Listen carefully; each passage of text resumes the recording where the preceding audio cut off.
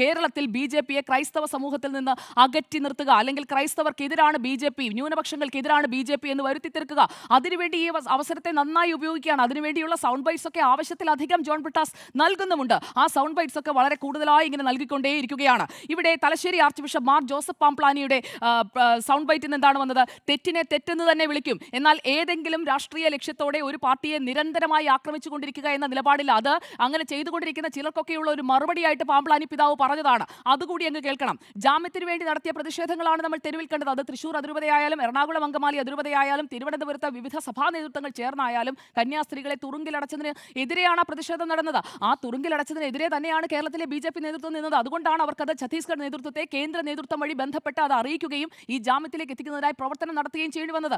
അത് ഈ സിസ്റ്റേഴ്സിന്റെ കോൺഗ്രിഗേഷന് മനസ്സിലായിട്ടുണ്ട്. അതുകൊണ്ടാണ്. അല്ലാതെ മദർ സുപ്പീരിയറിന് വിശ്വാസം റോജി എം ജോൺ എം.എൽ.എയും ജോസ് കെ മാണിയെയും ഒക്കെ ആയിരുന്നെങ്കിൽ അവർക്കൊപ്പം ആയിരുന്നേനെമല്ലോ ഈ ജാമ്യ ഉത്തരവുമായി ജയിലിലേക്ക് വന്നിറങ്ങുക.